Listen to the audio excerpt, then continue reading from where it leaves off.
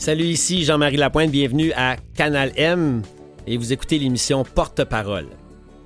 C'est quoi le but de notre émission? Bien, notre émission, ce qu'on a envie de faire, c'est de vous toucher, de vous inspirer et surtout vous partager la démarche personnelle et intime de notre invité, vous faire découvrir le sens de sa vie et aussi du but de son existence à travers son rôle de porte-parole. Viktor Frankl disait « L'important n'est pas ce que nous attendons de la vie, mais ce que nous apportons à la vie. » Au lieu de se demander si la vie a un sens, il faut s'imaginer que c'est à nous de donner un sens à la vie, à chaque jour et à chaque heure. Michel Charette, alias Mike the Bike. Ça va être... hein? C'est ça qu'on se voit. Moi, je pars à rire. Je sais pas si tu me fais rire. Ça va être une belle heure. Oh yeah, baby! C'est pas ça, c'est que... oui, on est à la Radio Canal M, mais dans pas long, on va voir sur la chaîne YouTube la version visuelle. Donc, ton air guitar... Ah, c'était tout... Ah, j'ai pas pensé à ça. Oui, mais non, c'est ça. C'est ton parfait. air guitar, on va te voir dans toute ta splendeur. C'est super. Attends, mais je suis de même. Qu'est-ce que tu veux que je te dise? Alors, évidemment, ceux qui nous écoutent ne voient pas à quel point tu as l'air en forme et tu as une belle moustache. Ouais, mais c'est pas un choix personnel, c'est un choix professionnel. Tu vas nous expliquer? Oui, je te l'explique à l'instant. Je suis en tournée en ce moment à travers le Québec avec la pièce Le Vrai Monde de Michel Tremblay. Oui. C'est un show qui se passe dans les années 60. Donc, mon personnage, je sais pas pourquoi, j'ai toujours vu ce personnage avec une moustache comme ça. J'ai les cheveux teints aussi, j'ai les cheveux teints noirs. J'ai la moustache que je noircis aussi en maquillage avant la représentation. Mais c'est une pièce, c'est le chef-d'œuvre de Michel Tremblay, c'est magnifique. Donc, c'est pour ça que j'aborde la moustache. C'est pas un choix personnel, c'est vraiment un choix professionnel. Parce que c'est là que j'ai l'air d'un acteur porno des années 80. Comme, on a-tu des noms? Oui, je peux t'en nommer, mais ça serait malaisant que je les connaisse.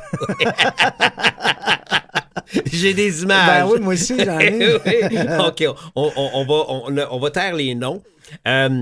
C'est rare qu'on commence à parler des niaiseries de même, toi puis moi, mais en même non, c'est pas rare. Ben, j'espère que c'est pas rare. Mais en entrevue, en fait, c'est drôle parce que nous, on se connaît depuis les années 90 avec Chambranville. C'est là que ça a connecté, toi puis moi. Ça n'a pas été long. En partant, puis on s'est toujours accompagnés depuis toutes ces années-là dans différentes situations de nos vies, tu sais. Mais c'est rare que quand on se voit, nous autres, on parle de la job. On parle pas de la raison, job. Hein? Non, c'est vrai qu'on parle pas souvent de la job et c'est tant mieux. Tant mieux, parce qu'on sait c'est quoi, on est impliqué, on le fait quotidiennement. Fait qu'on n'a pas besoin de se raconter ce qu'on fait dans la vie. On le sait, on fait la même affaire. Fait que on se parle de la vie. En fait, t'es comme un peu je te dirais pas un mentor, mais un guide pour moi. Ah, wow. Au niveau personnel, beaucoup. Okay. T'as été là dans des moments extrêmement difficiles quand je filais pas, puis les prises de conscience, puis ma perte de poids, puis le cheminement par rapport à bien des événements qui ont été marquants dans ma vie. Et tu as toujours été là. Puis t'as jamais rien demandé en retour. C'était toujours oui. Fait que ça, pour moi, c'est extrêmement important. C'est extrêmement précieux dans ma vie. Tu sais, on a fait de la moto ensemble. On a fait un paquet d'affaires ensemble.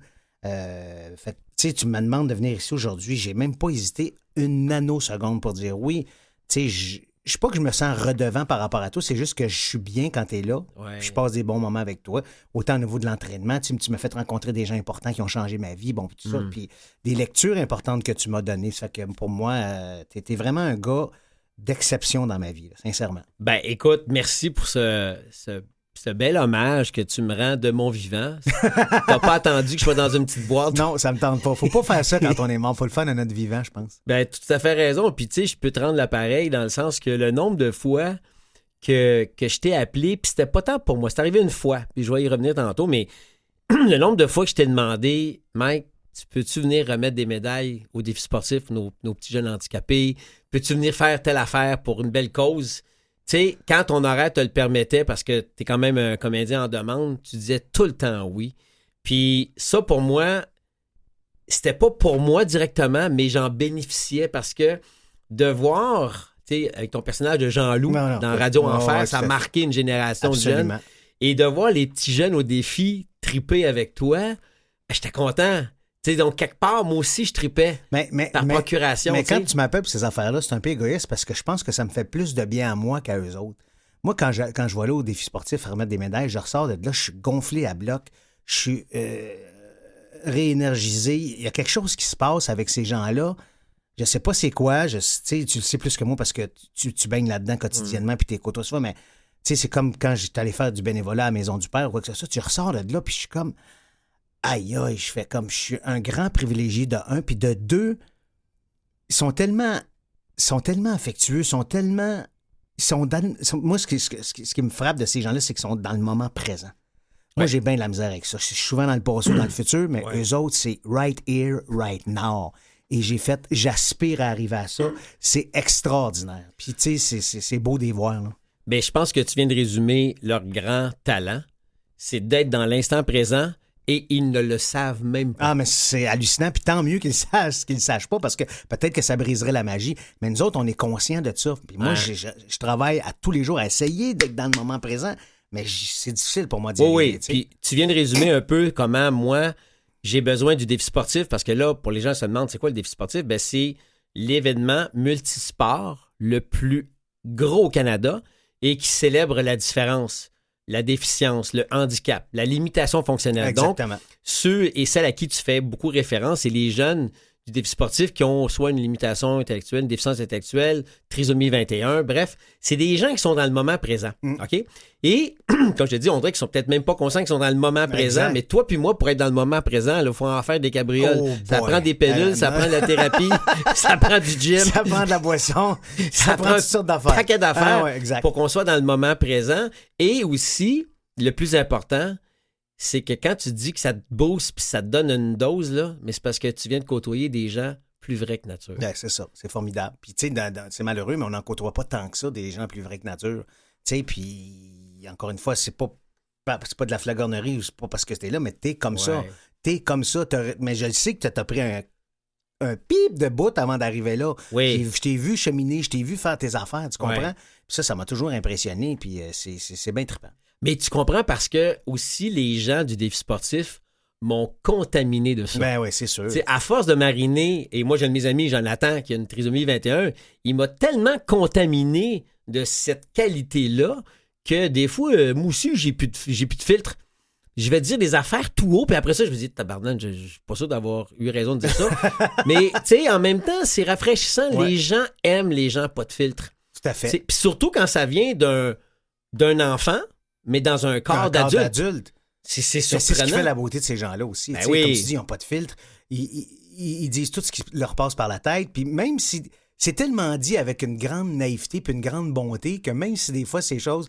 Tu sais, je me souviens au défi sportif, il y a un gars qui était à mes voix, il fait dire « Hey, t'es aussi gros qu'à TV! » Mais dans sa bonhomie puis dans sa façon de le faire, puis il m'a fait un super gros câlin après puis tout, puis c'est la première fois que ça me faisait plaisir de me faire traiter de gros, tu comprends? Fait que il était incroyable. Je me souviens encore, là, j'ai sa face dans la tête. C'était tellement de... C'était comme un cri d'amour qu'il me faisait en même temps. Puis le gros câlin après, puis « Hey, Jean-Loup, puis je t'aime! » Puis il me lâchait pas, il me suivait partout. Écoute, il était extraordinaire, lui. Ben oui, mais il y avait comme une pureté. Il y a personne qui fait ça. Quelqu'un qui t'admire, à un moment donné, il va te lâcher. Oui, exactement. Mais pas lui. Mais lui, non, il ne m'a pas lâché, lui. Tu sais, c'était l'homme de faux défi. Moi, c'est ça. Tu sais, hey, t'es plus beau à TV qu'en vrai, hein? mais tu sais que c'est pas de la mauvaise foi. C'est ça qui est hallucinant. C'est ça qui est beau. C'est ça qui me fait triper, tu sais. Puis c'est sûr, les dernières années, je suis moins allé parce que, bon, tu disais, j'ai un emploi du temps assez chargé, mais ça me fait mal au cœur à chaque fois quand je suis obligé de te dire non, tu sais, mais à chaque année, tu m'appelles, puis tu sais, puis quand je peux y aller, j'y vais. Je m'acharne. Tu m'appelles, mais j'aime ça faire ça, sincèrement. Écoute, c'est pas tu me tords pas un bras, puis c'est pas, comment je te dirais bien ça, c'est pas forçant d'aller là, tu sais. Non. Ben, tu vois, là, je vais te gosser, c'est du 21 au 30 avril. Donc, si ta tournée est terminée... Ben, ma tournée est terminée. Réserve-le tout de suite. Je suis déjà dans mon agenda. Quelle date, t'as dit? Ben, ça commence le 21, mais en réalité, si le 21, c'est un vendredi, 21, 22, 23, 24. Donc, du 24, là, 24, 25, 26, 27, 28. Du 24 au 28, là, viens voir les jeunes du matin... Puis on va se booker une date ensemble, mais prends-toi une petite note mentale. OK, ben écoute, je regarde ça puis ça sent bon. Bon, ben parfait. OK, c'est bon. Là, on a l'impression qu'on fait de la radio à deux. Faut pas oublier, on est avec du monde. C'est vrai. Mais je veux dire quelque chose. L'année passée, tu m'as offert un beau cadeau. Quand tu m'as demandé de venir travailler à ton émission de radio. Ben oui, mais c'était un incontournable pour mais moi. c'est rare qu'on fait des jobs ensemble. Exactement. Parce que quand est-ce que la dernière fois on a joué à part Chambre-en-Ville? On a fait Chambre-en-Ville ensemble. J'ai pas de souvenir d'avoir moi, joué. J'ai participé à ton film où tu faisais un boxeur, là. Oui. Mais je commençais dans le métier, on se connaissait presque pas. C'est en chambre en ville, après ça, ça a été fini, je pense. On n'a pas fait d'autres choses. Tu m'as invité à tes émissions quand tu animais avec Éric Rémy puis des choses comme ça. Ouais. Mais jouer ensemble, Ouais. c'est pas arrivé bien souvent après ça. Là. Non. Alors, on a fait la radio l'année passée ensemble. Toi, c'était une belle expérience pour toi. Ouais, tout à fait. C'est rare qu'on va parler de travail dans cette entrevue-là parce que l'émission s'appelle Porte-parole. Porte-parole. Puis, moi, je me cherchais une excuse pour que tu viennes faire le balado. Il dit, je me croisais les doigts. Il me semble qu'il est porte-parole de quoi, Michel Charette? Puis, il me semble que tu as tellement fait d'activités bénévoles. Je me dis, ouais, mais y a-tu mis sa face? Puis là, tu m'as dit, ben oui, bye-bye allergie. Bye-bye allergie, absolument. Puis ça fait combien de temps que tu es impliqué là? Bye-bye allergie, ça doit faire au moins presque 4 ans que je suis avec eux. 4-5 ans, je te dirais même plus. 5 ans. Bye-bye allergie, c'est un organisme, le nom le dit, là, c'est pour aider les jeunes qui sont pris avec des allergies alimentaires, diverses allergies alimentaires. Puis c'est un programme, eux, en fait, ils ramassent des sous pour un programme qui s'appelle la désensibilisation aux allergies. Ça, c'est la CITO. C'est le Centre d'immunothérapie orale à Sainte-Justine, qui était parti par l'allergologue Dr Bégin, qui est une sommité mondiale. Pourquoi? Parce que ma fille souffre d'allergies alimentaires très sévères, essentiellement aux œufs. Et quand ça fait 4 fois que ta fille fait des chocs anaphylactiques, puis que tu rases, à 8 mois, j'étais convaincu de perdre ma fille la première fois qu'elle a eu une réaction aux œufs, quand on a commencé à introduire les œufs dans son alimentation. Et elle a vraiment fait son premier choc anaphylactique. Détresse respiratoire, vomissement, urticaire, tout ça, mais je te jure, à un moment, elle ne respirait plus, elle est devenue un peu bleue, mauve. Puis là, l'ambulance n'arrivait pas. Ça a été l'enfer. Et après ça, elle a fait d'autres chocs parce que on ne sait pas ce qu'il y a dans les ingrédients. Par notre faute, parce qu'on n'a pas lu, sachant qu'on avait déjà acheté cet ingrédient-là. Puis là, ils ont changé, ils ont rajouté une poudre d'œuf. Donc, mais ils l'écrivent sur l'emballage, mais nous autres, ça fait des années qu'on achète ce produit-là, fait qu'on prend pas la peine de regarder. Fait que bon, tout ça, une mise en contexte. Puis la dernière fois qu'elle a fait un choc, c'était juste un câlin qu'elle a eu d'une amie qui avait mangé des œufs. Elle n'a même pas ingurgité l'œuf et ça a déclenché le choc. Donc, on avait appris par la bande que ce groupe-là, la CITO, existait. Donc, on s'est mis sur la liste d'attente, on a été appelé. Et là, ma fille, depuis au moins 4 ans, est en désensibilisation. Ma fille, c'est un cas relativement rare. Parce qu'habituellement, au bout de 3 à 6 mois, là, je dis des chiffres, mais prenez pas ça pour du cash, là, parce que j'ai pas les papiers devant moi. Mais habituellement, entre 3 et 6 mois, on est capable de désensibiliser un enfant ou un adulte à la protéine, parce qu'on sait qu'une allergie, c'est une protéine. Donc, si tu es allergique aux pêches, malheureusement, tu ne pourras pas être désensibilisé aux pêches parce qu'il n'y a pas de protéines dans un fruit. Tu comprends? Même chose pour les légumes. Mais dans les noix, dans les œufs. Noix, œufs, crevettes, soya, produits laitiers. Les produits laitiers, tout ça, il y a de la protéine. Donc, c'est ça, c'est qu'on est allergique à la protéine. Okay. Donc, la désensibilisation pour ma fille, mettons, les œufs, on commence avec une infime quantité d'œufs, puis on augmente de temps en temps, à tous les jours, pour arriver à presque manger un œuf complet par jour. On reprogramme le corps humain. Tu es désensibilisé. Tu n'es pas guéri de ton allergie, tu es désensibilisé de ton allergie. Alors, ma fille, ça ne fonctionne pas, moi. Parce qu'elle est tellement allergique aux œufs que ça fonctionne plus ou moins. Fait que là, on instaure des nouveaux médicaments. Elle prend beaucoup d'antihistaminiques pour régler ça. Après, un médicament qui s'appelle le Xolair, qui est essentiellement pour contrer l'asthme, mais ils ont vu que les effets étaient bénéfiques pour les gens qui souffrent d'allergie. C'est un médicament extrêmement dispendieux. Malheureusement, pour beaucoup de gens, c'est pas couvert par les assurances. Certaines compagnies, oui, certaines non. La mienne, c'est pas couvert. Je m'en plains pas. Je gagne bien ma vie. Je peux payer ça à ma fille. Je suis chanceux, je suis privilégié. Sauf que c'est des gros coûts puis tout ça. Puis tu sais, au début, là, ça va parce que avec cette... C'est une coupe, hein, s'il y a quelque chose. Non, là. C'est intéressant. Okay. Merci de le dire. Non, mais c'est parce qu'avec la désensibilisation par rapport à ma fille, c'est que maintenant, ma fille, en ce moment, elle mange 10 millilitres d'œufs crus par jour. Le matin, mélangé soit avec de la crème glacée, du yogourt, du pudding, peu importe. Okay. Et ça maintient son corps dans cette espèce de volonté-là de combattre la protéine de l'œuf.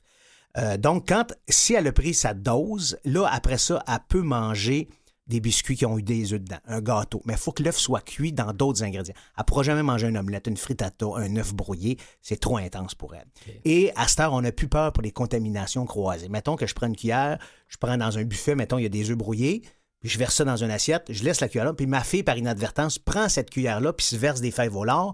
Mais c'est sûr qu'il y a des traces d'œufs. Mais Ben ça, oui. à cette heure, on n'a plus cette crainte-là à cause de la désensibilisation, qui fonctionne à 85 %. C'est extrêmement efficace, là. Fait que, tu sais, je veux dire, ma fille, c'est un cas rare, très rare. Mais tu sais, il y a du monde qui sont allergiques à 10 affaires, puis ils peuvent désensibiliser jusqu'à 3-4 aliments en même temps. C'est ça qui est formidable. Tu vois, on a des amis à nous autres qui étaient allergiques aux noix, au saumon, aux œufs. C'est toute partie. C'est encore dans le système. Wow. Mais la désensibilisation a fait son effet, a fait sa job. Donc, à cette heure, à cause de ça, ce que j'expliquais, c'est beaucoup plus simple maintenant pour voyager pour nous autres. Ben oui. Dans les restaurants, on n'est plus obligé de se contraindre à des restaurants. Tu sais, parce qu'avant, il fallait que j'aille dans la cuisine, il fallait que je lise tous les ingrédients. On allait en voyage, il fallait que ma blonde, ou moi, là, peu importe, désinfecte tout ce qu'il y avait alentour dans l'avion. Fait qu'il nous faisait rentrer d'avance, on amenait nos lingettes, nos affaires, le tabouret, les bancs. Voyons donc. On assoyait ma fille sur le bord de la fenêtre. On essayait de demander aux gens assis en avant et en arrière de ne pas prendre les repas avec les œufs. Nous autres, on amenait nos lunchs, nos affaires dans les resorts. C'était très, très complexe aussi. À cette heure, c'est beaucoup plus facile de voyager avec des gens qui sont allergiques parce que les tout inclus, entre guillemets, ou les croiseurs, peu importe, se sont adaptés à ça. Donc, c'est pour ça que je me suis impliqué dans Bye Bye Allergie. Grâce à Bye Bye Allergie, ils ont ramassé 1,5 million de dollars au début pour ouvrir la clinique, la CITO à Sainte-Justine. Notre but, pourquoi on continue? Parce que c'est plate pour quelqu'un qui habite en Gaspésie de faire 8 heures de char aux 2 semaines pour venir faire ton traitement de désensibilisation ici. Donc, on aimerait ça mettre nos tentacules un peu partout à travers le Québec pour pas que les gens aient à se déplacer et qu'on ait accès à ce service-là partout au Québec. Fait que c'est pour ça que je continue à m'impliquer. Là. Mais est-ce que c'est eux qui sont venus cogner à ta porte ou c'est toi qui as levé le flag et dit « Hey, moi, ma fille est allergique, là. » C'est en fait, arrivé comment? C'est ma blonde. Moi, ma blonde l'a vécu très difficile. Marie-Claude, que je salue, que j'aime d'amour, qui est une fille extraordinaire, elle l'a vécu très intensément, cette allergie-là, parce qu'elle avait extrêmement peur de toutes les conséquences. Moi, ça m'affectait, mais je vivais quand même relativement bien avec. Mais ma fille, ma blonde, à toutes les fois que ma fille allait à une fête d'enfant, il fallait y envoyer son lunch, il fallait y envoyer sa petite portion de gâteau parce qu'elle ne pouvait pas prendre le gâteau de la fêtée. Les camps d'été, c'était compliqué. Tu sais, c'était très, très compliqué. Et à un moment donné, ma blonde qui a mis la main sur ça, Bye Bye Allergie, cette fondation-là, et ce traitement-là, la CITO, elle a lu ça, elle fait « Je veux m'impliquer. » C'est ma blonde qui a contacté Bye Bye Allergie pour être sur le conseil d'administration. Puis ma blonde travaille en communication. Donc, elle dit, je peux vous occuper pour faire des levées de fonds, des ci, des ça. Et c'est ma blonde qui a commencé à s'impliquer là-dedans. Et évidemment, elle ne se vante pas que c'est la blonde de Michel Charette parce que c'est pas ça sa vie. Puis elle se valorise pas là-dedans, tu sais. Bon, c'est pas bien correct, tant mieux. Puis là, à un moment donné, ils font, mais il me semble que je t'ai vu dans une revue avec Michel Charette. Mais t'étais pas au Gémeaux avec Michel Charette? Donc, à un moment donné, ça s'est mis à se parler. Puis elle a fait, oui, je partage ma vie avec Michel depuis 15 ans. Bon, tout ça. Puis là, à un moment donné, ils travaillent, puis ils ont fait, mettons qu'on cherche un porte-parole. Michel, ça serait-tu intéressé, tu sais? Et j'avais toujours refusé, moi, les porte-paroles parce que je voulais pas appuyer une cause plus qu'une autre ou des choses comme ça, mais ça venait me chercher directement parce que ma fille en souffre. Donc, si je pouvais pas passer à côté de ça, j'ai dit oui tout de suite. Et là, je me suis impliqué toutes les fois que je passe au trichage, c'est pour Bye Bye Allergie. Quand j'ai fait mon triathlon Mont-Tremblant, j'ai ramassé des sous pour Bye Bye Allergie. Alors, j'essaye le plus possible de m'impliquer. Quand ils ont des gros événements, j'y vais, je prends parole, j'essaie de me... Puis quand il y a des encans, j'essaie d'aller voir des commanditaires pour aller chercher des prix pour mousser la patente et tout ça. Fait qu'en fait, c'est comme ça que ça a commencé. Et puis, je suis très, très, très, très heureux d'en faire partie. C'est une gang extraordinaire. Sophie Bugnot qui a fondé Bye Bye Allergie, qui a passé le flambeau maintenant, a fait un travail colossal pour mettre ça sur pied. Puis voilà, fait que c'est comme ça que ça a commencé. C'est par la bande, par ma blonde, qui ils m'ont appelé, puis j'ai dit oui sans aucune hésitation.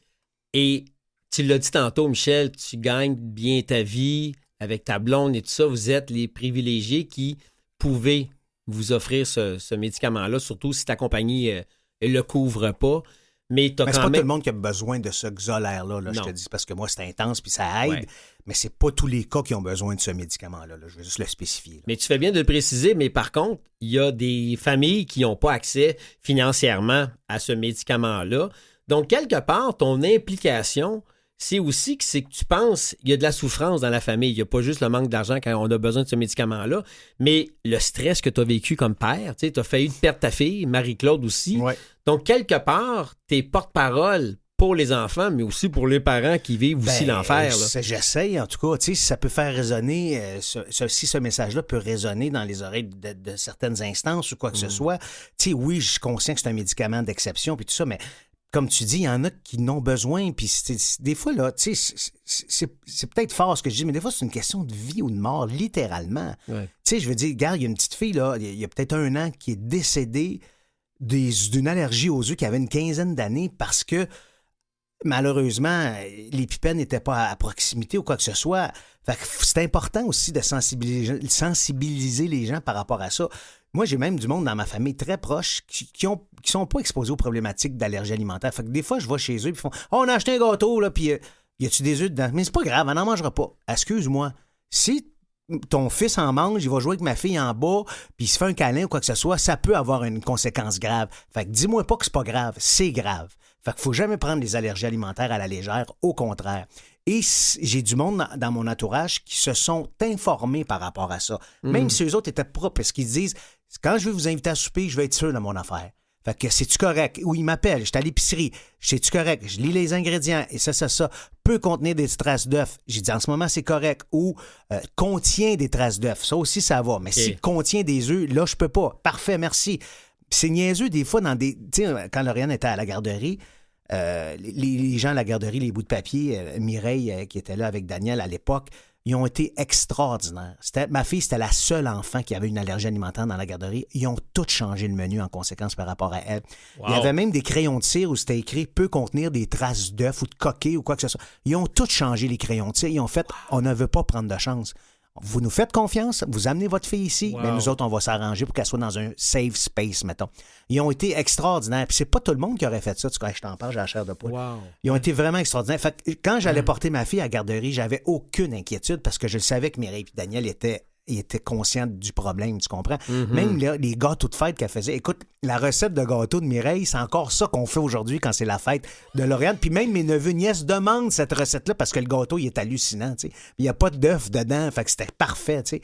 Fait que c'est ça. Fait que quand t'as du monde qui sont conscients de ça, tant mieux, ça nous aime. Il y en a qu'il faut juste éduquer. C'est juste un manque d'éducation. C'est pas de la mauvaise volonté. Non. C'est juste un manque d'éducation. C'est tout, tu sais. Et en même temps, on s'entend comme cause, il y a des causes plus spectaculaires. Hein? Oui. On parlait du sida, le cancer, la dépendance, peu importe. Oui, tout à fait. Surtout quand on touche les enfants. Mais bye-bye allergie, quand tu m'as dit ça, ben, faites mes recherches, j'ai regardé.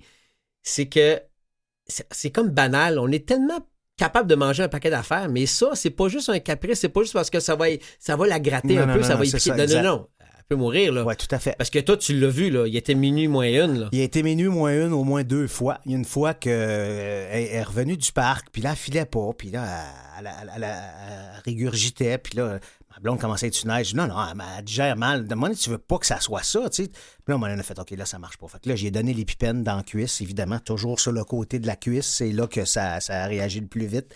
Puis l'épipène, là, ça sauve pas une vie. C'est juste que ça ralentit le processus. Faut que tu ailles à l'hôpital. Tu gagnes du temps. Tu gagnes du temps. Let's go. Puis tu peux en donner une deuxième puis une troisième dans l'auto. C'est pas grave si t'es loin, tu sais. Mais donc, cette fois-là aussi, ça a été assez épeurant. Mais ma fille est tellement extraordinaire par rapport à ça. Tu sais, on l'a drillée jeune. Attention aux œufs. Ça. Fait qu'elle, elle dit, moi, là, papa, là, elle dit, dans la vie, je veux pas manger un œuf. Je m'en fous. Elle dit, je veux juste être libre. Je veux juste être libre. Elle dit, je veux juste triper, pas m'en faire avec ça. Elle dit, je sais même pas que ça goûte quoi un œuf. J'ai aucune idée. T'sais. Elle dit, d'abord, ça goûte quoi? T'as pas d'y répondre, ça goûte quoi un œuf? Je veux dire, je suis pas pour dire que ça goûte le trou de cul d'une poule. C'est pas ça! Mais, fait que elle est bien allumée par rapport à ça. Puis, tu sais, elle veut juste être bien. Puis nous autres aussi, ça la rassure elle. Puis nous autres aussi, ça nous a comme relaxé un peu dans tout ça aussi. Oui, mais t'as juste à faire bouillir des œufs, ça sent le pet. Donc imagine. Ça peut t'enlever le goût. d'en manger. Si moindrement, Lauriane a dit, je pense que ça me tente, fais bouillir des œufs. Des œufs, ça finit là. Ouvre-les, fais-y faire une sniff. Mais écoute, c'est absurde ce que je vais te conter là, mais à 48 ans, je suis devenu allergique aux œufs, moi. Voyons. C'est weird, hein? Je parlais de ça avec l'allergologue à Lauriane, Dr Bégin, il comprend pas, il dit j'ai rarement vu ça. Parce que moi, ça faisait une couple d'années que toutes les fois que je mangeais des œufs, j'avais la misère à digérer, puis bon, tout ça, mais c'est comme ça commence. Des fois, ça peut être subitement une allergie, des fois, ça peut prendre du temps. Fait que je prenais comment est-ce qu'on appelle ça, là? Je veux pas nommer la marque, mais des antiacides avant de manger mon œuf, puis j'en prenais après, puis ça allait, puis à un moment donné, aux 40 ans de ma blonde, moi j'avais 47, on était en voyage, puis j'ai pris un omelette d'un restaurant. Hey, là, j'ai pas filé, là. J'ai pas fait de choc anaphylactique, rien, mais j'ai pas filé. Je vomissais, j'allais pas bien. Là, j'ai fait, OK, je pense qu'il y a un problème, là. Et à un moment donné, une couple de mois après, chez nous, j'étais en train de faire une entrevue au téléphone, à radio, et j'étais en train de manger un œuf. Et là, man, ça part. Les babines se mettent à m'enfler, l'urticaire, j'ai de la misère à respirer, je tombe en détresse respiratoire. Et là, je me bourre de Benadryl, ce qu'il ne faut jamais faire. Jamais faire. Tu sais, les gens allergiques, ça peut te sauver, mais c'est l'épipène tout de suite. Mais je n'avais pas de prescription d'épipène, moi, là. Fait que là, ça s'est calmé. Au bout d'une couple d'heures, je suis revenu, tu sais, mais là, j'ai eu peur, vraiment peur. Alors, j'ai pris un rendez-vous avec le docteur, l'allergologue à Lauriane. Ils m'ont fait passer des tests et effectivement, je suis devenu allergique aux œufs. Donc, à partir ça fait 5 ans que je ne mange, je ne consomme plus d'œufs. Puis là, quand tu dis le Benadryl, il ne faut jamais faire ça. Non, parce que c'était quoi l'effet pour toi? Ben, c'est parce que ça endort. Tu sais, là, encore une fois, je suis pas un scientifique, je suis pas un médecin, je suis pas un pharmacien, je veux pas dire des choses qui sont pas vraies, je veux pas que vous me tombiez sur la tomate pour des énoncés qui sont fausses, mais on m'a déjà dit que le Benadryl, ne faut pas prendre ça en crise aiguë d'allergie. Tu sais, si c'est une piqûre de mouche ou quoi que ce soit, ça va, ou des rhumes des foins, je comprends, mais une allergie comme ça alimentaire, c'est parce que ça gèle l'effet. Tu penses que t'es correct, mais un coup que l'effet du Benadryl est parti, ça peut repartir encore plus, tu comprends? Donc, l'épipène, faut pas... Puis même si tu penses que tu fais une réaction allergique, puis c'est pas ça, si tu donnes l'épipène par erreur ou t'en avais pas, c'est pas grave. T'en meurs pas de ça. C'est pas grave. T'es mieux prévenir que guérir, là, comme disait ma grand-mère. Donc, c'est ça. Fait que depuis ce temps-là, en même temps, je suis correct parce que, tu sais, je peux encore manger de la mayonnaise commercial parce que c'est pasteurisé, des œufs dans des gâteaux, tout ça. Si c'est cuit plus que 20 minutes, je suis correct. Mais à cette heure, comme ma fille, je peux plus manger d'œufs ordinaires, des omelettes, des affaires comme ça. Donc, tu vas le faire, le traitement, toi aussi? Ben non, parce que honnêtement, ça fait quand même 5 ans que je vais avec ça. Puis si je peux laisser la place à un enfant, tant mieux, tu comprends? Mais en même temps, ce procédé-là n'est pas ouvert aux adultes encore. C'est vraiment exclusivement aux enfants.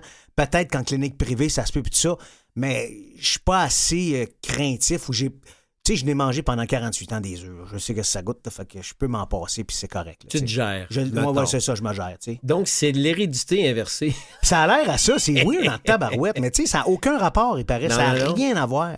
Tu sais, on pourrait jaser, puis là, tu as un plat de peanuts. Tu sais, je mange une peanut. À mon âge, 53 ans, je pourrais devenir allergique aux peanuts. Tu sais. Des fois, une allergie, c'est instantané, c'est immédiat. La première fois que c'est arrivé à Lauriane, toi puis Marie-Claude, vous savez pas c'est quoi, là?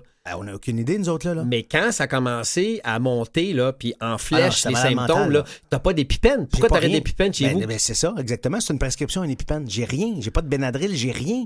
Alors là, moi, c'est moi qui lui donne les œufs. Elle a 10 mois. Puis là, elle commence à picoter alentour de la bouche. Des petits boutons tranquilles, tu sais. Puis là, je fais, bon, une petite affaire, c'est pas grave. Puis là, je donne des œufs, mais elle n'en veut plus. Puis elle demande, Puis là, je la force un peu pour manger des œufs. Je dis, non, c'est le temps d'introduire les œufs. Ah ouais, let's go. Puis là, elle en mange, puis à un moment donné, je te jure, là, instantanément, il y a un jet qui est sorti, là, c'était gros comme une hausse de pompier. Là. J'avais l'impression que c'était un adulte de 300 livres qui vomissait sa vie. Les yeux, là, tu sais, les yeux en convulsion, un peu qui virent, puis tout ça. Là, je fais, mon Dieu, qu'est-ce qui se passe? Là, j'appelle ma blonde, là, évidemment. Moi, je panique pas trop parce que j'ai pas cet instinct-là de panique, mais ma blonde panique. Là, tout de suite, j'appelle le 911. Là, ils me répondent, pas tout de suite, on n'a pas d'ambulance disponible. Hey, je fais, là, tu comprends pas, man. Là, c'est ma fille, elle est en train de mourir. Oui, mais on a des crises cardiaques, je comprends tout ça. Là, je raccroche. Là, je tapote dans le dos, je fais ci, je fais ça. Là, je fais, qu'est-ce que. Je rappelle, oui, je fais, OK, là, il n'y a plus de niaisage, vous vous emmenez, c'est gyrophare, puis vite, là. Puis là, ils ont fait, OK, là, j'ai l'impression qu'ils ont comme compris mon urgence dans ma voix ou ma souffrance ou ma panique ou je ne sais pas quoi. Là, l'ambulance est arrivée une couple de minutes, mais j'ai l'impression que ça a pris 4 jours avant que l'ambulance arrive, évidemment. Là, ils sont arrivés, ils ont donné de l'adrénaline, ils l'ont mis dessus sur l'oxygène, tout ça. Et là, elle est venue très calme, tout s'est passé. OK. Là, ça avait l'air d'être correct. Ils m'ont dit, est-ce que vous voulez qu'on aille à l'hôpital avec? J'ai dit oui. Ils ont dit, vous savez, les frais, je m'en crisse. Je vais vendre un rein, c'est faux, mais je vais à l'hôpital. Merci, bon Dieu, que j'ai pris cette décision-là. Dans l'ambulance, tout allait bien. Et rendu sur place à l'hôpital Anna-Laberge, elle a fait une crise 10 fois pire que ce qu'elle avait fait à la maison. Elle est devenue plaquée, tout, elle avait de la misère à respirer. Là, eux autres, là, ils l'ont mis sur l'adrénaline là-bas, puis ils l'ont vraiment... Ils l'ont sauvée. Ils l'ont sauvée, vraiment, tu sais. Elle avait quel âge à ce moment-là? Elle avait 10 mois, tout petite, tu sais, puis... Ça fait que ça a été une expérience assez traumatisante, mais on s'est dit, bon, OK, on le sait c'est quoi. Donc, on a tout de suite, on est allé voir l'allergologue, ils ont fait les tests, tous les tests, ça va bon, là. On sait qu'elle est allergique aux chats, aux chiens, mais ça, t'en meurs pas, tu sais. Pas aux acouphènes, c'est pas ça, mais voyons, comment ça s'appelle ça? Dans le lit, c'est tout petit, là, les acariens. Ah, les acariens, les acouphènes. Les acariens, elle a des allergies saisonnières. On s'en fout de ça, je m'en fous que tu meurs pas de ça, tu comprends? Mais quand on a su l'allergie aux œufs, mais là, on a fait toutes les autres, puis heureusement, elle était juste allergique aux œufs au niveau alimentaire. Fait que ça a été un gros choc. Mais là, après ça, là, c'est toutes les précautions. Je te jure, les fois qu'on faisait l'épicerie, après, ça nous prenait entre 2 et 3 heures. On lisait toutes les étiquettes. C'est normal d'être maniaque, là. Et pas une fois. T'as lu une fois, tu fais, j'ai-tu bien lu? T'as relu une deuxième fois. Asti, je vais être sûr de l'avoir bien lu. T'as relu une troisième fois. Ouais. À la maison, ma blonde faisait l'épicerie, elle relisait encore. Tu sais, on était vraiment maniaques, là. Mais on n'avait pas le choix. On s'est dit, on a la vie de notre fille entre les mains. Non, puis t'imagines-tu la culpabilité que tu dois ressentir après? Épouvantable. Tu sais, comme toi, tu disais, on l'a manqué, on l'a échappé. On l'a échappé, tu sais. On le savait, puis on l'a échappé. Exact. C'est pas comme tu sais, des fois, là, c'est des détails. Ben oui. On avait une pizzeria au coin de chez nous, je la nommerai pas parce que c'est pas de leur faute du tout, mais juste pas la nommer.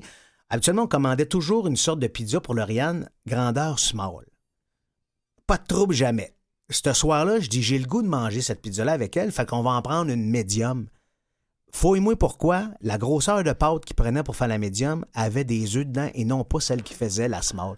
Mais moi, j'ai jamais demandé à savoir c'est-tu la même. Je suis convaincu que c'est la même affaire. Eh oui. Et là, elle mange, puis là, elle commence. Voyons, là, elle se met à vomir encore, puis ça va pas bien. Là, j'appelle à la pizzeria, puis ils ont fait non, c'est pas la même, c'est pas le même bac, c'est pas le même. Je fais c'est de ma faute, là, évidemment. Là, on n'avait jamais donné l'épipène à Lauriane. C'était la deuxième fois qu'elle faisait une réaction allergique. Fait que là, trop nerveux, j'appelle mon beau-frère qui reste à côté parce que lui, il a un œil extérieur par rapport à ça. C'est sa nièce, mais c'est pas sa fille. Fait que là, on est les deux. Là, il a fait OK. Parce que lui aussi, il connaissait l'épipène parce que son fils est allergique aux arachides. Okay. Donc, il connaissait le principe. Il a ni une ni deux. Il a sorti l'épipène. Il a planté l'épipène dans la cuisse à Lauriane. Écoute, elle a crié comme j'ai jamais entendu quelqu'un crier. Ça lui a fait 10 fois plus mal de se faire entrer l'épipène dans la cuisse que son allergie. T'sais. Et après ça, j'ai pas attendu l'ambulance. Je suis monté dans mon char. Je suis parti à Anna-Laberge. J'ai dit, au pire, si la police veut m'arrêter, je vais me tasser, je vais dire, les gars, amenez-la parce que ouvrez-moi le chemin ou quelque chose. Ah oui. Mais heureusement, je roulais très, très, très vite. J'avais pas. Puis j'ai parlé à ma fille tout le long. C'est correct, parle-moi, réponds-moi. Parle-moi, chante, fais quelque chose juste pour la tenir réveillée. Parce que si tu t'endors quand tu es allergique, ça peut devenir encore plus problématique. Okay. Tu comprends? Fait que qu'elle reste réveillée. Comment? Reste avec moi, puis tout, tu sais. Fait que c'est ça. Mais on est arrivé là-bas, man, ça n'a pas pris ni une ni deux, ils l'ont pris. Mais tu sais, on chiale souvent sur le système de santé, mais quand tu es pris en charge là-bas, là, ils sont ça coche en tabarnouche. Puis surtout quand ils te sauvent. Non, c'est ça, exactement. Toi ou ta fille, exact, mais là, exact. C'est pas exagéré de dire, toi, tu es un porte-parole pour une question de vie ou de mort. Toi, c'est pas juste un peu de bénévolat, c'est vraiment pour absolument, une question de vie ou de mort. Là, ça va parce que, comme je te dis, avec la désensibilisation, on n'a plus de crainte à Lauriane. Ouais. Des fois, je te dirais, quand elle prend sa dose, elle a encore des petites réactions, mais à peine un peu d'urticaire, puis je morve un peu. C'est rien, parce qu'après ça, on lui redonne un autre antihistaminique, puis ça, son corps est habitué.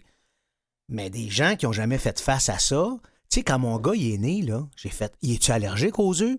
Fait que là, tout de suite, on a appelé l'allergologue. On veut faire des tests. Ils ont dit, mais probablement que ça va être un faux négatif ou un faux positif. Il n'a jamais été en contact avec l'aliment. Je dis, on fait quoi? Mais on dit, donnez-y des œufs devant l'hôpital, puis attendez. C'est tout. Tu peux pas faire d'autre chose. Donnez-y des œufs devant l'hôpital. Au cas qu'il arrive quelque chose.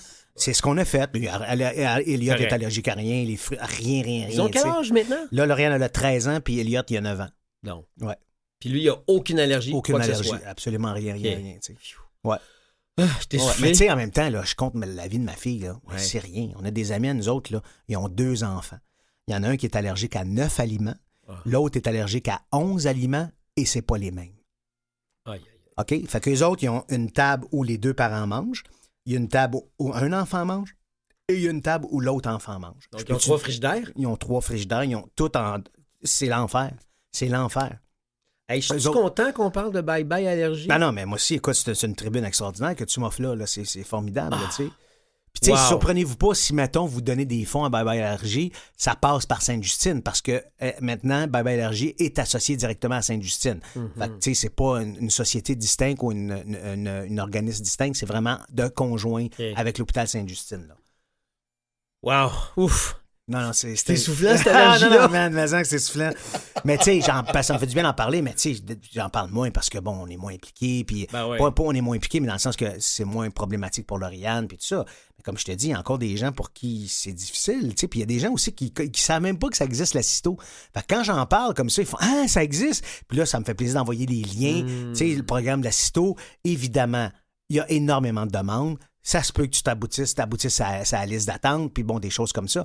Mais tu sais, comme je te dis, 85% des gens qui font affaire avec la cyto, ça marche. C'est une réussite sur toute la ligne, tu comprends? Fait que c'est magnifique. Alléluia. Là, j'entends de la musique, c'est-tu comme le moment de finir ta phrase? OK, c'est l'Eucharistie, là. OK, parfait. C'est l'Eucharistie. Prions le Seigneur. Parfait. Alléluia. Merci, Lauriane.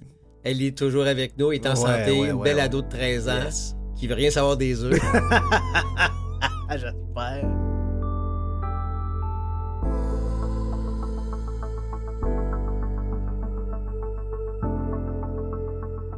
Vous êtes à l'émission Porte-Parole.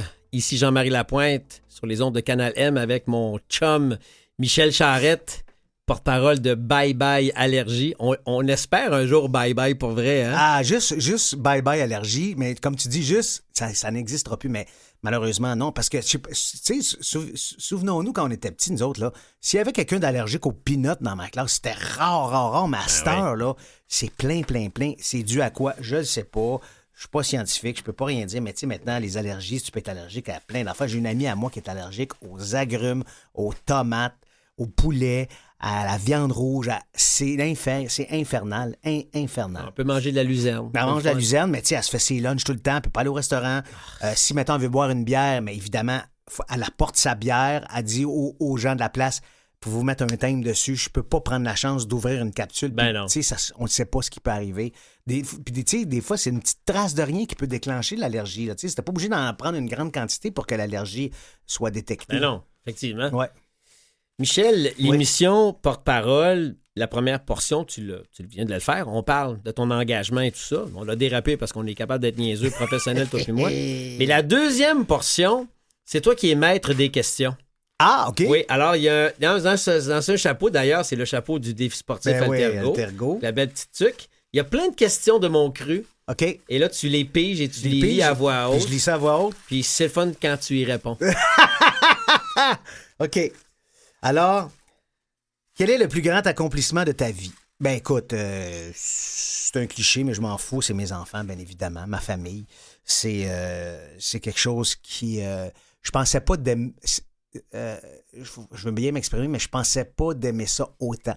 Parce que moi, la paternité m'a toujours effrayé. À la base, je n'étais pas enclin à vouloir des enfants. Pas nécessairement. J'ai rencontré Marie-Claude, qui est une femme exceptionnelle. On a eu Lauriane. Pour moi, j'aurais arrêté ça là.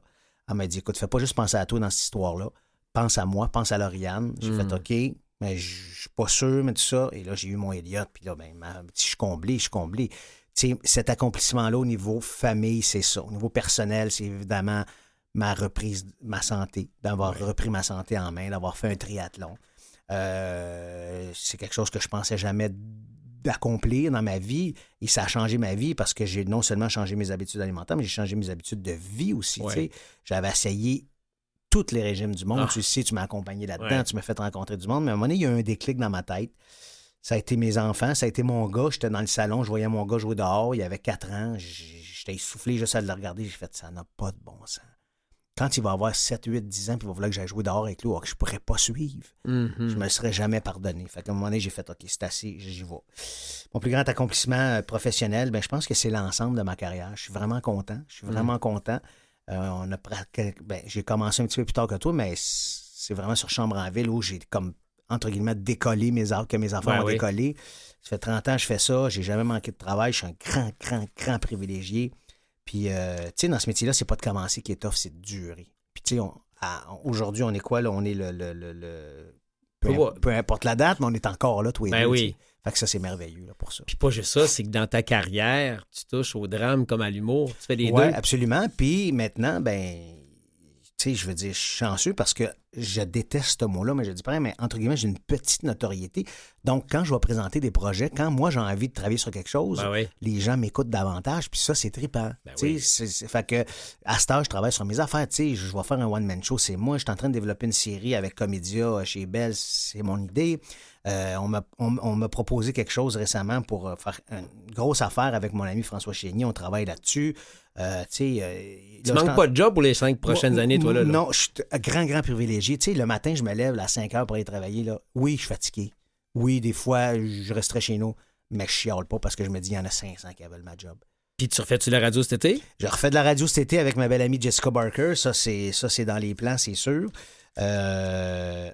Où ça s'en va, je sais pas. Ce que je sais, tu sais, puis je compte pas de pipe et rien de ça, mais c'est sûr que j'en ferai pas une carrière. C'est pas, j'aime ça, mais je suis un interprète. À la base, je suis un interprète, je suis un acteur, j'aime ça être devant la caméra, j'aime ça être sur scène, j'adore ça. Derrière un micro, j'adore ça, mais je suis un gars physique. Moi, fait, tu sais, de rester figé à parler comme ça, j'aime ça au bout. Mais c'est pas quelque chose... Tu pourrais pas juste faire ça, mettons. Non, exactement. Je pourrais pas juste faire ça. Tu sais, il y en a des animateurs de radio de carrière qui sont hallucinants, puis ils ont ça dans le sang, puis tout. J'ai pas cette espèce non, mais on s'entend, c'est 2 mois et demi, 3 mois dans exactement. Une année. Puis je trippe, j'ai du fun, puis je le fais avec ma grande amie Jess, puis on est content de l'émission qu'on a faite, puis tu sais, on touche les gens, puis tout ça. Puis bon, tu sais, tu faisais partie du show. Une autre question. Yes! C'est parti. Et ça s'appelle quoi? On peut redire l'émission? Ici, porte-parole. Oui, t'es coco. Ton show de radio. Copilote pour l'été. Copilote pour l'été. Le plus beau jour de ta vie, ça a été quoi? La naissance de mes enfants. C'est ça, là, tu sais... Il n'y a pas d'autres mots par rapport à... Tu sais, même que j'aille fini, même que je sois sur mon lit de mort, puis qu'il va me rester 10 minutes là, à vivre, mettons, là. J'espère, d'être entouré de mes enfants. Puis c'est la seule chose qui va rester. Peu importe la carrière que je vais avoir, peu importe les défis, peu importe le dada, tout ce qui va rester à la fin, c'est ça. Puis moi, ce que je veux, c'est quand je vais être là, puis je vais me dire, OK, il me reste 5 secondes, quand les yeux vont se fermer pour de bon, là, que mes 2 enfants soient là, puis qu'ils me fassent merci, papa, pour ce que tu as été pour nous autres, puis merci ce que tu as fait.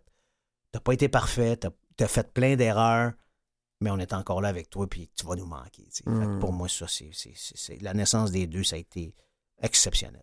Exceptionnel. Vraiment. Wow, c'est touchant de t'entendre, Michel. Une autre question? Ben oui, parce que le concept de l'émission, comme tu le sais, c'est j'ai mis plein de questions philosophiques, personnelles, spirituelles. Puis ce que je trouve le fun, c'est que mes invités, ils jouent au jeu. Ben, il faut. Go! À part les dates, qu'est-ce qui sera écrit sur ta pierre tombale? Ah! Bonne question. À part les dates, qu'est-ce qui sera écrit sur ta pierre tombale? Je vois notre réalisateur en arrière de la fenêtre, il me fait... Quand tu me fais un sourire, Mathieu, je pense que ça te fait plaisir d'entendre la question. Hein? Qu'est-ce qui serait écrit sur ta pierre tombale? Ouais. Fudge. C'est bien... Je sais... il a fait son possible. J'ai fait mon possible. Tu sais, j'ai fait ce que j'ai pu. Je peux pas... j'ai fait ce que j'ai pu avec toutes les embûches, les échecs, les succès, les doutes, les malheurs, les bonheurs, j'ai fait ce que j'ai pu. Je me suis rendu au bout. Tu comprends? Souvent, là, j'ai failli lâcher. Souvent, j'ai mis un genou à terre. Tu sais, puis j'avais toujours des bons amis pour me ramasser. Toi, le premier, tu le sais. Mais je sais que je vais aller jusqu'au bout. Tu comprends? Peu importe ce qui va m'arriver dans la vie, je vais aller jusqu'au bout. Mais tu sais, je le dis, j'en ai pas parlé souvent, mais tu m'as fronté de l'argent à un moment donné où j'étais vraiment mal pris. Puis tu sais, quand... C'est drôle, ironiquement, quelques années plus tard, j'ai animé Face à la rue, j'ai animé Fin de mois, puis j'ai goûté à la pauvreté, puis j'ai goûté à l'incertitude, mais j'avais des bons amis, puis à un moment donné, tu m'as dit, garde, t'as besoin de combien, tu sais? Puis peu importe le montant, que ce soit 500$ ou une couple de mille, on s'en fout, mais t'as répondu présent. Mais tu sais, oui, j'étais présent pour toi à des moments X, mais tu sais, on s'aide, mais sans jamais attendre de quoi en retour. T'as bien raison. Puis tu sais, je te l'ai toujours dit que demain matin, je referai la même affaire. Puis j'ai même pas réfléchi à ça. C'était comme, c'est sûr, parce que je sais que t'en avais besoin. Tu sais, puis même si c'était pas, tu Tu sais, si tu m'avais dit, tu me passes de l'argent, j'aimerais ça aller faire un voyage 2 semaines au Chili, peut-être, là, on se serait jasé. Mais je te connais assez pour savoir que j'en ai besoin, là, tu sais, puis ça n'a rien changé dans ma vie, là, tu comprends? Non. Fait que pour moi, ça, c'est important. Puis, c'est ça. Ben, comme tu dis, tu sais, peu importe. Puis je le sais que si je t'appelle une nuit pour faire Jean-Marie, je suis dans l'arbre. Je suis là. Tu t'ostineras même pas, puis tu vas venir me chercher. Même si je suis en Thaïlande, pognant quelque part, tu vas dire. Ben oui. Ça se peut que ça me prenne 2 jours, mais je vais arriver à un moment donné. Non, puis pas juste ça, c'est que je te connais assez, t'es assez intelligent, puis t'es assez lucide que si tu te demandes de l'aide, c'est crissement important. Non, c'est ça, exactement. C'est clair. C'est ça. Je m'en sors pas, là. Seul, je serais pas capable de m'en sortir. Là. Exactement. OK. On poursuit? On poursuit certains. Hey, t'en as écrit une peine autre? Ouais, une quarantaine de questions faciles. Quel est ton souvenir le plus précieux et le plus terrible de ta vie jusqu'à maintenant? Tu sais, là, bon, j'ai parlé de mes enfants, tout ça, là, on peut laisser ça de côté.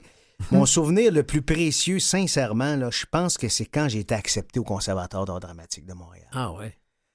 Jean-Marie, je voulais tellement faire ce métier-là, mais je voulais tellement. J'avais pas de plan B, je savais pas quoi faire. C'était ça, j'avais...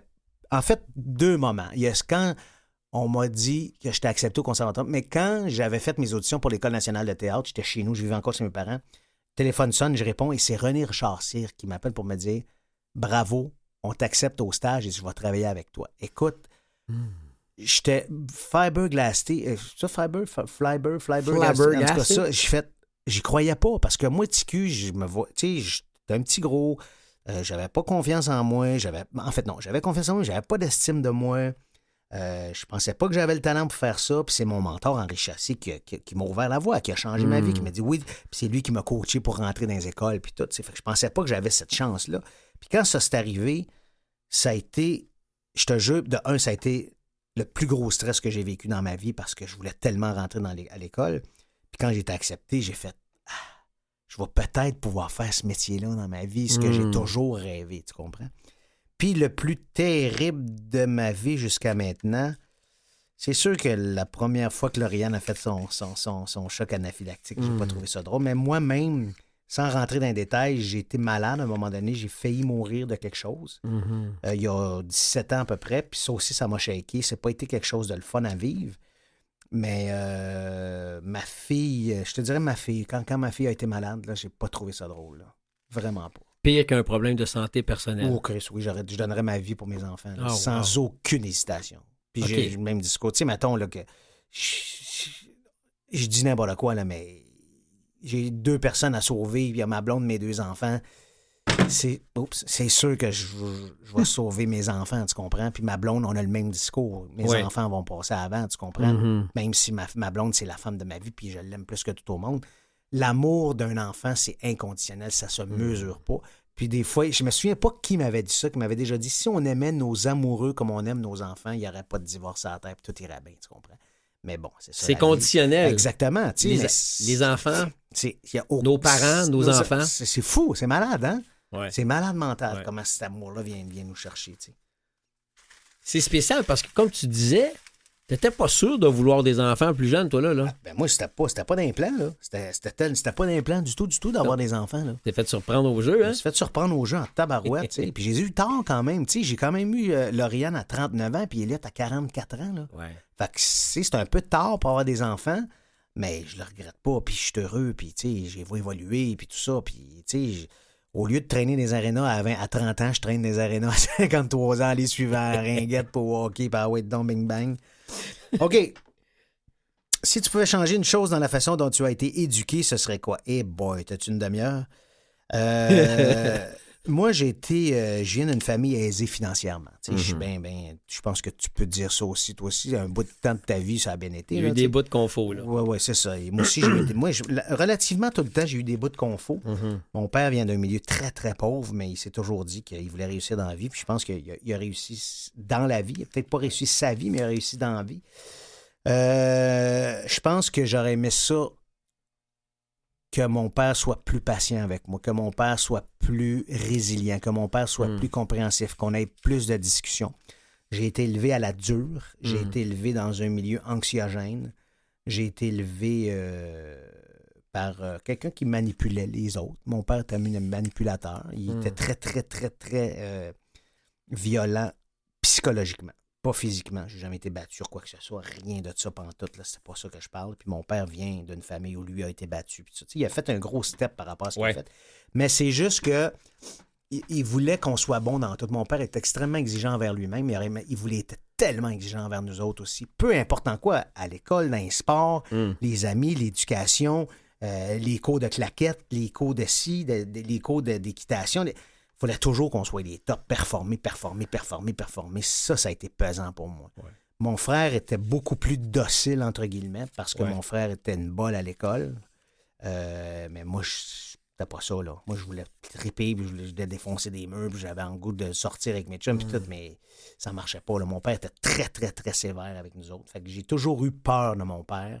Pas qu'il me frappe, mais j'ai eu peur, j'avais peur des conséquences. Tu sais, mon père pouvait juste me regarder avec un petit sourire narquois, puis je faisais, je suis dans la merde. Tu sais, il y avait le ton, il y avait le taux de me mettre, de me créer de l'anxiété, puis de me mettre tout croche, puis de me mettre dans le genre. J'avais toujours l'impression que j'y devais quelque chose. Puis ça fait que ça, je changerais toute cette partie-là.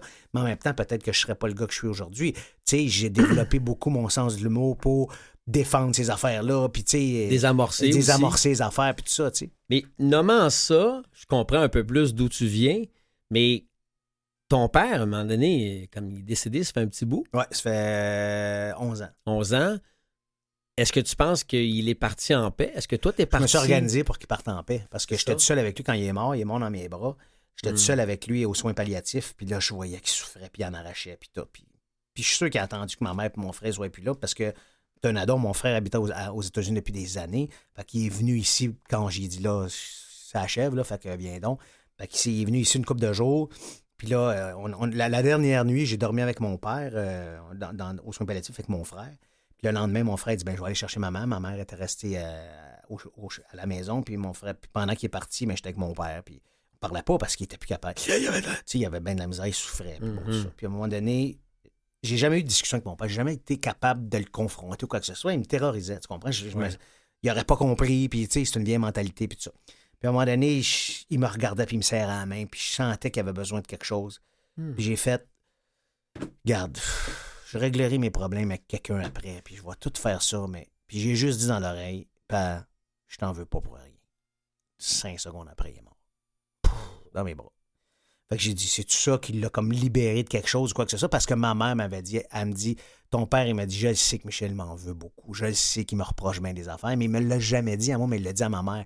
Et ma mère m'en avait fait part, tu comprends? Ah, wow. Fait que c'est ça. Fait qu'à un moment donné, j'ai fait, regarde, c'est correct. Je paierai une thérapie. Je me fais payer une thérapie après. Ça, tu lui as pas dit. Non. Ça, tu t'es dit dans ta tête. Après, je me suis dit, m'a réglé ça. C'est pas dramatique, là. Pour lui, en ce moment, ça l'est, mais pour moi, je vais m'organiser. Ouais. À un moment donné, il faut que tu le dépines, le trailer en arrière, là, les blessures d'enfance, puis tout ça, ça nous accompagne toute notre vie. Belle image. Mais il y en a, à un moment donné, qu'il faut que tu lâches, tu délaisses un peu. Fait que moi, je roulais sur l'autoroute, le trailer bien piné, bien plein. Là, depuis une quinzaine... Depuis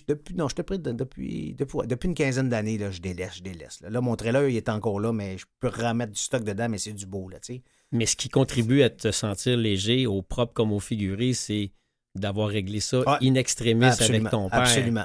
Et tu l'as pardonné, tu sais. Ouais, j'ai dit ce correct, regarde. Il a pas juste fait des erreurs, là. Ça a été mon père, c'est de la génération où lui, son père, il a jamais dit qu'il l'aimait. Moi, mon père, s'il m'a pas dit qu'il m'aimait 3 millions de fois, il me l'a pas dit une fois. C'est un gars, il était affectueux, il me faisait des câlins. Il n'était pas question, quand je le voyais, qu'il me fasse pas un câlin. Il m'embrassait. C'est un gars qui m'a gâté matériellement parlant, tout ça. J'ai été extrêmement aimé, mais des fois, j'ai été mal aimé. Oui. Tu comprends? Puis c'est correct aussi. Regarde, j'ai la vie que j'ai, puis je peux pas revenir en arrière, puis correct. Mais c'est juste pour répondre à la question, c'est ces choses-là que j'aurais changé. Et là, ça n'aurait pas été parfait, mais ça aurait été plus facile. Tu comprends? Voilà. Mais tu sais, moi, c'est ça. Je suis rendu là. Merci. C'est une belle confidence que tu nous partages, mon bon mec. Je pas dit ça à n'importe qui non plus. Mais t'es fin. Mais non, mais c'est juste pour dire que ça donne de l'espoir à des gens qui ont encore des choses à régler avec leur père ou leur mère ou leurs enfants et qu'ils disent, garde, c'est peut-être pas là que je vais le régler, je vais me gérer, mais je veux juste te dire que je t'aime. Exactement. Ça a été ça qui m'est popé dans la tête. Puis j'ai fait, ça va me donner quoi? De dire que tu m'as fait de la peine, puis j'aurais aimé ça. Ben, tu sais, ça va me donner quoi? Ça m'aurait donné quoi? Puis peut-être tu te serais senti mal dans C'est quelques sûr. années Puis là, après. peut-être, il serait peut-être mort 5 secondes après. Je vais dire, ah, c'est ma faute parce qu'il est mort, parce que j'ai dit ça. Mais là, je suis content qu'il soit mort, mais en ayant eu une parole positive à la fin de son fils qui m'aimait beaucoup. T'sais. Au paradis, mettons qu'il existe, qui as-tu hâte de retrouver et pourquoi? Qui as-tu hâte de retrouver et pourquoi? Pas nécessairement des membres de ma famille, parce que maman est encore vivante, mon frère, tout ça, bon, ça va. Ben moi, j'aimerais ça arriver là, puis genre, hey, Molière, hey, peux-tu te parler un peu de théâtre, puis des affaires de même? Elvis, hey, comment t'as vécu ça? Quel monde capote sur toi, puis tout, puis ça me ferait triper, là, tu sais, mettons, des grands sportifs, là, tu sais, arriver là, puis Maurice, genre, c'était quoi la pression de jouer au hockey à Montréal, puis des grands scientifiques, tu sais, Pierre-Marie Curie, c'est quoi l'éclair de génie que vous avez eu? Einstein, E égale MC2, ça t'est popé comment? Quand t'as fait la Joconde, là, da Vinci, là, comment c'était qui, cette madame-là? Elle existe-tu? Toutes ces questions-là que j'aimerais poser à ces gens-là, tu comprends? Puis, c'est ça serait ça. Mais tu sais, être assis à une table avec juste les grands de somme. Tu sais, je dis, des cartes, puis des philosophes, puis Abraham Lincoln, puis tu sais, les fondateurs de notre culture, Jacques Cartier. Pourquoi Marco Polo, pourquoi t'as décidé de partir, d'aller explorer, puis t'as découvert l'Amérique? C'est quoi le trip? Puis tout ça, tu sais, Samuel de Champlain. C'est tous ces gens-là que j'aimerais rencontrer Shakespeare. Ça devient d'où, ce génie-là, d'écrire des affaires de même, tu sais? Ah oui, des génies, il y en a. Ben, c'est ça, mais tu sais... Mais le pire, c'est que j'étais sûr que tu allais me parler de ton père parce que tu venais juste de piger la question. Puis je me disais, mettons que tu retrouves ton père, là, dans quel état d'esprit que tu te trouverais là, puis lui, là? C'est difficile à répondre en tabarouette parce que, tu sais, je sais pas si on croit ou on croit pas. Moi, je suis athée, mes enfants sont pas baptisés, je ne vais pas à l'église, je vois rien de ça. Ouais. Mais s'il y a quelque chose après, je sais pas, j'en doute fort bien, mais j'arrive face à face avec lui, je sais pas comment je vais réagir, je sais pas de quoi on va jaser, puis peut-être qu'il va me dire, peut-être qu'il va être conscient, il va me dire, écoute, c'est moi qui va te parler, c'est moi qui va te dire, m'excuse, ou tu me pardonnes-tu, il y a bien des erreurs que j'ai faites, puis je m'excuse, puis je sais pas, ben là, il va dire, mais là, tu sais, on a essayé, mon frère, à un moment donné, d'aborder un peu ça, puis écoute, ça n'a pas pris 3 secondes qu'il ne comprenait pas, puis de quoi vous avez manqué, puis on n'a rien manqué matériellement, c'est pas de ça qu'on veut te parler, puis ça. Fait que on a fait, OK, là, man, on va pas là parce que ça fonctionnera pas. Ça roule pas dans votre sens. Absolument. Mais en même temps, quand je regarde ta réussite familiale, personnelle, professionnelle, c'est sûr que quelque part, il doit être fier. Là. Ben, c'est sûr, mais même de son vivant, il était fier. Tu sais, je veux dire, j'allais à son bureau, là, je faisais des revues, mettons, là, le 7 jours lundi, c'était tout ouvert sur son bureau. Il y avait son chandail des boys, sa casquette des boys, son manteau des boys, un hockey, mes trophées, mes affaires, un Gémeaux. Tu sais, il tripait, là, lui, là, tu sais, il était fier, là. Là, je viens de voir que ça fait 50... Combien de temps qu'il nous reste? 2 minutes? Ah! Une dernière question. Une dernière commande. Let's go. C'est tranquille. Ouais. Top corner. Corner. Une petite question. Si vous savez que tu allais mourir subitement, si vous savez que tu es... J'ai mal écrit ça. Qu'est-ce que j'ai écrit? Ah, j'ai mal. Si tu savais... Si tu savais que tu allais mourir subitement dans un an, changerais-tu quelque chose à ton style de vie? Pourquoi? Probablement que je me concentrerais sur ma famille. Je dirais, on parque nos enfants, on fait le tour du monde, on trippe. Je voudrais juste avoir du fun, juste du plaisir, juste tripper, avoir du fun, filmer beaucoup, prendre des moments avec mes enfants pour qu'il y ait un souvenir de moi, qu'il y ait des images, pas juste des images... c'est pas juste qu'on va se rappeler de papa, on va écouter un Radio Enfer ou un Boys ou whatever. Non, des moments avec eux autres. Vraiment, j'essaierais de leur laisser un peu d'argent, mais je sortirais de l'argent puis je ferais, qu'est-ce que ça vous tente de faire? Ah, j'aimerais ça aller à Paris. Let's go, on y va. Ah, j'aimerais ça aller voir les kangourous en Australie. On y va, go. Tu sais, on ferait des affaires tripantes, toute la gang ensemble, puis ça serait ça, puis ça serait festif. Faudrait que ça soit festif. Regarde, j'ai 53 ans, ça peut finir demain matin, je regrette rien. Tu sais, j'aime autant mourir avec des remords qu'avec des regrets, sincèrement, là, tu sais. Puis, je veux pas rien regretter dans la vie. Je recommencerais. Il y a des affaires que je changerais, oui, mais ça me donnerait quoi? Tu sais, je sais pas si ça serait meilleur ou pire. Mais en tout cas, c'est quelqu'un qui a fait son possible. Ben, j'ai fait mon possible. Puis t'as eu du fun, ça arrête. Exactement. Oui, tout à fait, absolument. Finis-moi cette phrase-là, c'est la dernière question. Michel Charette, c'est 3 petits points. Michel Charette, c'est un bon vivant, un être généreux, un être tourmenté, un anxieux, mais surtout, je pense que c'est un bon gars. Ouais, je suis un bon gars. D'accord avec toi, moi. Ouais, je pense que je suis un bon gars. Yes, buddy! Hey, merci, Mike. Merci à toi, mon ami. Puis on se voit au défi sportif cette année. Ben, regarde, j'ai pris les dates en note, fait que je vais aller remettre des médailles avec toi, avec grand plaisir. Vous venez d'écouter Michel Charette à l'émission Porte-parole sur les ondes de Canal M. L'idée originale de l'émission, c'est Marie-Philippe Lemarbre. La musique, je me suis gâté. C'est moi qui ai fait la musique. Excellent. Directeur radio, Philippe Lapointe. Jean-Sébastien Laliberté, chef diffusion. Mathieu Tessier, notre réalisateur et responsable de la mise en onde.